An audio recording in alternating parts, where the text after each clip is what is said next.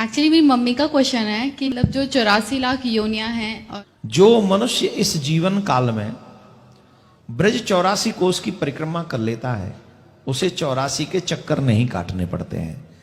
84 लाख योनियों से मुक्ति पाकर भगवान के श्री चरणों में हमें वास करना है और उसका सिर्फ एक ही साधन है, इस कथा रूपी अमृत का पान।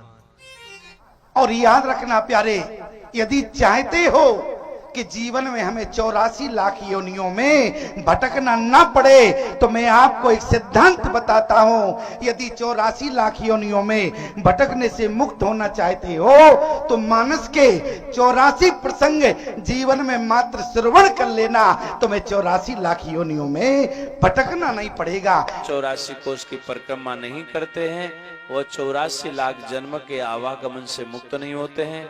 अगर आपको 84 लाख जन्म के आवागमन से मुक्त होना हो तो आप सबको ब्रज 84 कोष यात्रा जरूर करना चाहिए। बार बार जन्म लेना, बार बार मरना, बार बार माँ के गर्भ में आना, इस 84 लाख योनियों के चक्कर से जो मुक्ति पाना चाहते हैं, इस भव सागर से पार जाना चाहते हैं, तो राम कथा ताकह दृढ़ नावा, ये जो भगवान की कथा है, ये भगवान की कथा उस सागर को पार करने के लिए सुदृढ़ नौका के समान है।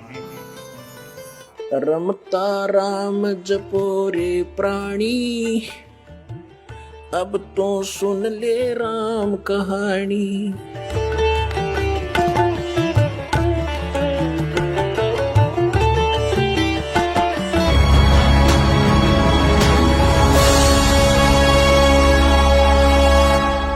भेड़ पूछ को पंडित पकड़े बादो नदी बिहंगा, गरीब दास वो भव जल डूबे नहीं साध सत्संगा। भेड़ पूछ को पंडित पकड़े, ये आपके गुरुजी कहते हैं आपको दरिया पार कराने के लिए ऐसा साधन दे रखा है जैसे कोई ये कह दे कि भेड़ की पूछ पकड़ा दे और कहते इसको लेकर दरिया में बढ़ जा, ये पार कर देगी तुझे। तो वो साधन दरिया को पार करने का नहीं है, ये तो आपको अंडरस्टूड है। उसका कौन सा साधन है कि नौका हो ओके, लीक प्रूफ हो, वाटर प्रूफ हो और उसने रखे और साथ में फिर चलाने वाला सही कार्य बिल्कुल परफेक्ट हो और उसमें बैठा फिर पार होगा।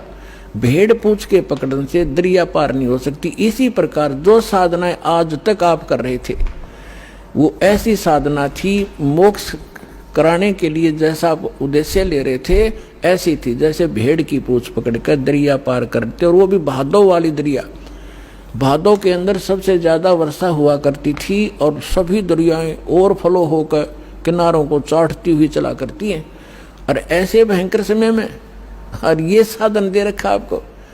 तो यहाँ कहते हैं भेड़ पूंछ को पंडित पकड़े भादो नदी बिहंगा, और गरीब दास वह भव जल डूबे जिन नहीं साध सत्संगा। जिनको संत सतगुरु नहीं मिले वो यहीं डूब जाएंगे। कबीर साहब कहते हैं कबीर इस संसार को समझाऊं के बार, और ये पूछ पकड़ के भेड़ की ये उतरा चाहे पार। फिर क्या बताते हैं परमात्मा कि जा सतगुरु की मैं बलिहारी जो जामन मरण मिटाही, उस सतगुरु के ऊपर मैं बलिहारी जाऊं जो जन्म और मरण के इस महान कष्ट से छुटकारा दिलवा दे। तो पुण्यात्मा जन्म और मरण के रोग से छुटकारा कौन दिला सकता है? कबीर परमात्मा। और कबीर परमात्मा का रिप्रेजेंटेटिव यानी उसके द्वारा उसका कृपा पात्र, उसकी भक्ति साधना बनाने वाला बताने वाला संत जो साधना देगा, उस साधना उस भक्ति के कारण वो परम पिता परमात्मा कबीर साहिब आपकी जन्म और मृत्यु का ये नाश कर देगा। तो न तो ब्रह्मा जी की ना तो विष्णु जी की साधना से हमारा जन्म मृत्यु नाश हो सकता, जन्म मरण, क्योंकि ये स्वयं नाशवान है। ना शंकर भगवान की भक्ति से, ना दुर्गा की भक्ति से, ना ब्रह्म की भक्ति से। गीता ज्ञानदाता ये ब्रह्म है, श्री कृष्ण में प्रवेश करके बोलता है। ये खुद कहता है दूसरे अध्याय के 12वें श्लोक में, चौथे अध्याय के 5 और 9 श्लोक में गीता जी में, अध्याय नंबर 10 के श्लोक नंबर 2 में गीता जी। ये गीता ज्ञानदाता कहता अर्जुन तेरे और मेरे बहुत जन्म हो चुके, तू नहीं जानता मैं जानता हूं। तो इसकी भक्ति करने वाला जन्म मरण से कैसे छूट सकता है? ये खुद जन्म मरण में गीता जी अध्याय नंबर 15 के श्लोक नंबर 16 और 17 में स्पष्ट किया है कि दो पुरुष हैं, सर पुरुष और अक्षर पुरुष। अक्षर पुरुष ये 7 संघ ब्रह्मांड का स्वामी है, और परम अक्षर पुरुष जो 17वें श्लोक में कहा 15वें अध्याय के उत्तम पुरुष है तो अन्य, और 8वें अध्याय के 3रे श्लोक में कहा कि वो परम अक्षर ब्रह्म है, गीता ज्ञानदाता कहता है। तो उसकी भक्ति से जन्म और मरण का रोग नाश होगा। वो असंख्य ब्रह्मांड का स्वामी है, सबका मालिक है। वो सरपुरुष पर भी प्रभु है और अक्षर पुरुष पर भी वही मालिक है, और अनंत उसके अतिरिक्त जितने भी ब्रह्मांड हैं सबका वो ओवरऑल कंट्रोलर है। तो वो अविनाशी है। तो अविनाशी की भक्ति करने से ये अविनाशी हो सकते हैं, क्योंकि उसके लोक में जाएंगे जहां जिसकी भक्ति करेंगे उसी को प्राप्त होंगे। तो वहां जाकर के जन्म मरण मिटेगा। यदि सत भक्ति ना की तो फिर क्या होगा? कुल के लोग जंगल में ले जाके दिन ना ठोक जराही, बांध पिंजड़ी आगे धर लिया, फिर मरगट को ले जाही। मात पिता तेरा कुटुंब कबीला मसलत एक ठहराई। एक सलाह बन गई सबकी के मर गया भाई, उठाओ उठाओ उठाओ जल्दी करो, कोई लकड़ी ढूंढ लग जाएगा, और कोई उसे उठाकर पट दे जा धरेंगे शमशान घाट पे। कहते हैं मात पिता तेरा कुटुंब कबीला मसलत एक ठहराई, और बांध पिंजड़ी आगे धर लिया मरगट को ले जाही। अग्नि लगा दिया जद लंबा फूक दिया उस ठाई। अब कर दिया काम, वो शरीर नाश तो करना ही था ना, तो उसमें कीड़े चल जा। ये तो ऐसा शरीर है। इस मिट्टी से हमने सोना बनाना था भक्ति करके, और केवल ये पशु पक्षियों जैसे कर्म किए इस मनुष्य शरीर से हमने नाश कर दिया इस भक्ति का, इस मूलधन का। अब जैसे आपका यहां मानुष जन्म है, यहां से मृत्यु हुई, पुण्य के आधार से आप स्वर्ग गए, पाप के आधार से नरक गए। जब आपका स्वर्ग का समय समाप्त हुआ, वहां से तुरंत वहां से बाहर फेंक दिया जाएगा। जैसे यहां मनुष्य जीवन पूरा होते ही आपको बाई फोर्स यहां से निकाल लिया जाता है। फिर नहीं एक सेकंड का भी, एक सांस भी आपको नहीं मिलेगा। और चलो धर्मराज के दरबार में, इतने पुण्य, चलो स्वर्ग में। अब स्वर्ग में भी बाई फोर्स, क्योंकि विधान है यहाँ का। सारा कार्य यहाँ पर हमारे साथ बाई फोर्स बलपूर्वक करा जा रहा है। हम स्वतंत्र नहीं है। जब तक हम परमेश्वर कबीर जी की शरण में नहीं आते हम परतंत्र हैं। तो जब हम स्वर्ग में गए, स्वर्ग समय पूरा होते ही कहते चलो जबरदस्ती नरक में, नरक का समय पूरा होते ही फिर चलो कुत्ता बनो, कुत्ते का समय पूरा होता चलो गधा बनो, गधे का समय पूरा होते ही फिर कभी 84 लाख योनियां भोग के फिर मनुष्य जीवन मिल गया। मनुष्य जीवन समय पूरा होते ही फिर चलो, या चलो चलो तो सतलोक में मिटेगी। अपनात्मो, आपके मनुष्य जीवन प्राप्त होने के बाद इन तीनों गुणों का इंजेक्शन एक एक लग जाता है। अर्थात ये त्रिगुणमयी माया को की भांग हम घनी पी लेते हैं, और ये ज्ञान जो भगवान का है ये असर कम करे है। जैसे किसी ने शराब पी रखी हो और उसको कोई बतावे कि तुम्हारे घर में ऐसी दुर्घटना होगी, वो नो सुनता रहेगा आंखें खोल के, और ना चल सके ना दुख पावे। तो ऐसे आज हमारी ऐसी स्थिति है, ऐसी घटनाएं हो रही हमारे साथ, और फिर भी हम दूसरों का हो रही हम ऐसे देख रहे होगी भाई। तो हमने ये देखना चाहिए कि संत क्या बता रहे, इसका समाधान भी है। हमें डर लगना चाहिए। यदि हम होश में आ जाएंगे या भांग उतर जाएगी तो फिर होश में आवेंगे। जरा सी बात भी अंदर चुभेगी और सतर्क होंगे, और कई दिन तक हर बुराई से बचकर हम सीधा चलेंगे। ये कहर टूटता अपने ऊपर है। ये भगवान बताते हैं, लेकिन हम आज नहीं समझ पाते हैं। और फिर क्या समझेंगे जब किसी को आप बताना चाहते हो। जैसे ही आपने ज्ञान हुआ आप तो लग गए लाइन पे, आप अपने मित्र को उसके हमदर्द बनकर बताने की चेष्टा करते हो, तो वो अज्ञानतावश कहता है तुम बताओगे बिना भक्ति के गधे बनेंगे, कुत्ते बनेंगे, गधा बन जाएगा। तो वो कहता किसने देखा है, देखी जाएगी।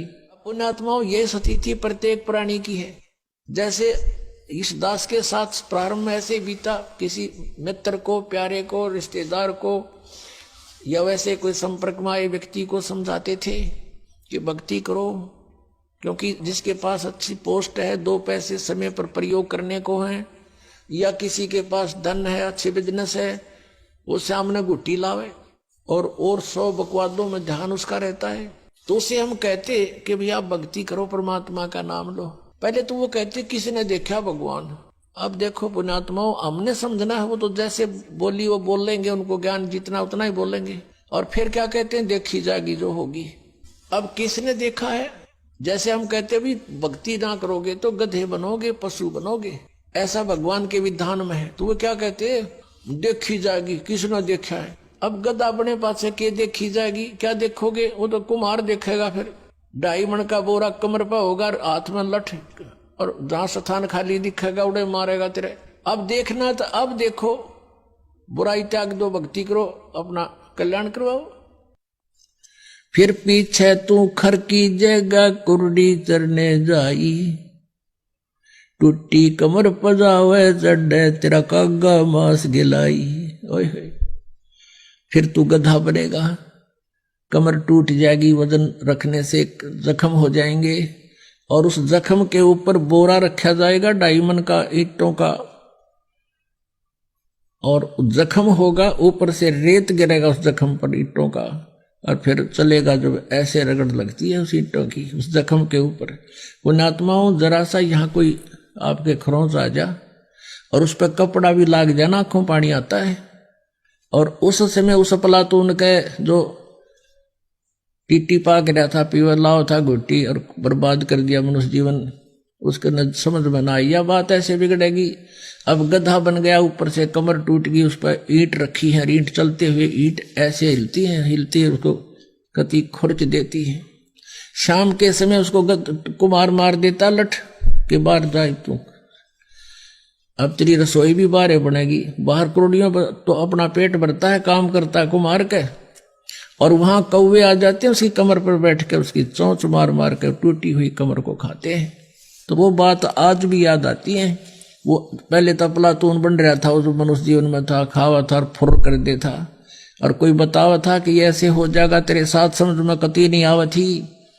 तो पुण्यात्माओं, आज हमारे समझ में सारी आ रही है हमारी, कि बिल्कुल या शरीर छूटा ना, और या दुर्गति तैयार दरी है, कति बिल्कुल तैयार है। अब किसी का भ्रम ना रहना चाहिए। देखो, एक 1000 का नोट है, उस पर लिखा है कि मैं धारक को 1000 रुपये देने का वायदा करता हूं। दास पर लिखा नहीं है, दास बोल सकता है कि मैं उपासक को सर्व सुख और पूरा कंप्लीट मोक्ष देने का वायदा करता हूं, जो नियम है। तो पुण्यात्माओं, बिना बताए पता कैसे चले? स्वयं परमात्मा थे 120 वर्ष रह के चले गए, हम लाल की पहचान करना जानते नहीं, इस कारण से मार खाते रहे। और एक तो कहना होता है विद प्रूफ प्रूव करूंगा कि इस विषय में किसी के पास ज्ञान नहीं, किसी के पास समाधान नहीं, और कबीर जैसा भगवान नहीं, और इस परमात्मा के दास को जो प्राप्त है, कबीर परमात्मा का दिया हुआ ऐसा कोई ज्ञान नहीं। आप सुन रहे थे जगत गुरु तत्वदर्शी संत रामपाल जी महाराज जी के मंगल प्रवचन। अधिक जानकारी के लिए विजिट कीजिए हमारी वेबसाइट www.jagatgururampalji.org। संत रामपाल जी महाराज जी के शुभ आशीर्वाद से पूरे विश्व भर में 500 से भी ज्यादा नाम दीक्षा केंद्र हैं, जिन पर संत रामपाल जी महाराज जी द्वारा ऑनलाइन निशुल्क नाम दीक्षा दी जा रही है। अपने नजदीकी नाम दीक्षा केंद्र का पता करने के लिए संपर्क करें 8222880541।